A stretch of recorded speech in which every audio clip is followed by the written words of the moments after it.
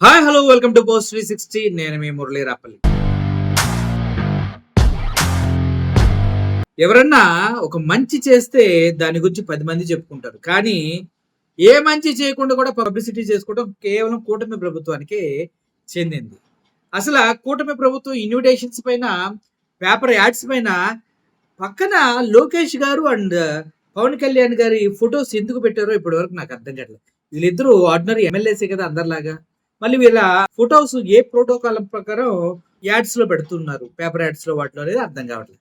సరే ఇదంతా పక్కన పెడితే సనాతన ధర్మానికి కేర్ ఆఫ్ అడ్రస్ నేను, లేకపోతే ధర్మం లేదు, సనాతన ట్రస్ట్ బోర్డు ఏర్పాటు చేయాలి, నేనే దానికి ప్రెసిడెంట్, నేనే దానికి తోలు తొక్క తొడారు అంటే చాలా కబుర్లు చెప్పారు. సోప్ కాల్డ్ సనాతన ధర్మాన్ని పాటిస్తానని చెప్పే పవన్ కళ్యాణ్ గారు.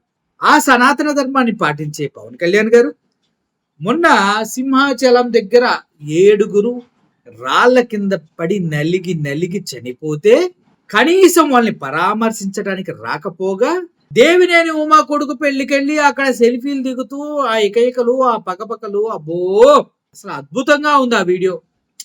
Hats off to you. ఈ క్రమంలో నాకు కూడా కింద నుంచి పైదాకా కాలింది. మరి ఇంత దరిద్రంగా ఉన్నారేంటి ఈ జనాలు? ప్రజల ప్రాణాల కన్నా సనాతన ధర్మం ట్రస్ట్ బోర్డు మెంబర్గా ఉండి, బోర్డు మెంబర్ కదా అయితే మనోడే కదా, అందుకే అలా సనాతన ట్రస్ట్ బోర్డు ఏర్పాటు చేస్తానని చెప్పేసి ఆయన అన్అపాలజెటిక్ సనాతని అని రంగురంగుల బట్టలు వేసుకుని, పిలకలు వేసుకుని, వేసుకుని ఫోటోలు ఇలా పట్టుకుని ఇలాగ ఫోటో, ఇలా పట్టుకుని ఇలాగ ఫోటో, ఇలా పట్టుకుని ఇలాగ ఫోటో, విధవిధంగా ఫోటోలు దిగారు కదా.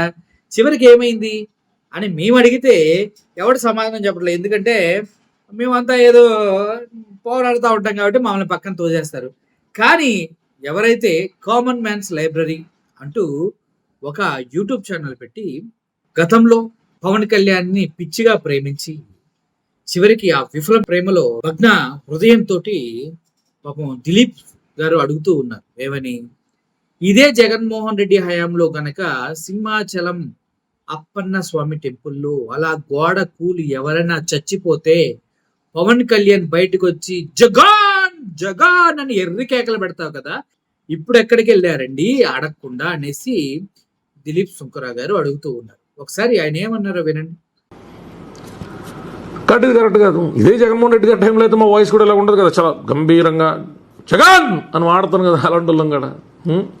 ఇప్పుడు కూడా మాట్లాడకూడదని కాదు, కొయిలేషన్ గవర్నమెంట్ కొంచెం ఏదైనా మాట్లాడిన కానీ జగన్ ఎంత పంపాడు, గతంలో నాకు ఎంత పంపారు జగన్మోహన్ రెడ్డిని తిట్టడానికి, అంతే పంపుతాడు కదా, ఇంకెంతకంటే ఎక్కువ పంపుతాడు ఆయన. విన్నారు కదా.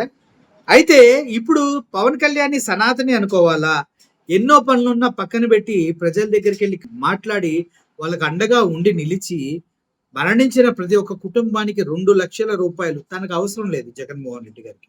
ఆయన 2 లక్షల రూపాయలు పరిహారం అందించిన జగన్మోహన్ రెడ్డి గారు నిజమైన నాయకుడా? ఎవరి నాయకుడు మీరే చెప్పాలి. సో మొత్తానికి పవన్ కళ్యాణ్ గారు బ్రతికేంటో పాపం దిలీప్ సుంకరా గారు ఒక్క మాటలో తేల్చేశారు. అలా అరిచావు కదా అప్పుడు ఎర్రోళ్లాగా, ఇప్పుడు ఎందుకు మరి మూసుకొని కూర్చున్నావు అని అడిగారు.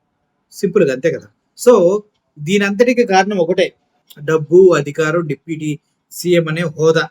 అవి వచ్చిన తర్వాత ప్రజలతో ఏం పని ఉండదు కదా, అదే జరుగుతుంది ఇక్కడ. సో సార్ సుంకరా సార్, మీరేం బాధపడకండి.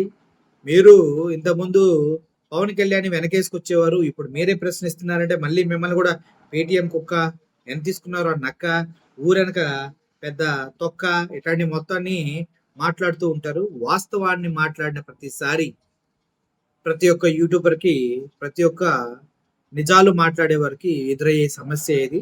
సో పవన్ కళ్యాణ్ అనే వ్యక్తి సనాతని కాదు, సంపూర్ణంగా డబ్బుల కోసం పనిచేసే వ్యక్తి ఏమో అనిపిస్తుంది ఆయన ప్రవర్తన చూస్తే. ప్రజలే తేల్చాలి, తెలుసుకోండి. Thank you for watching this video. Murali signing off. Thank you so much.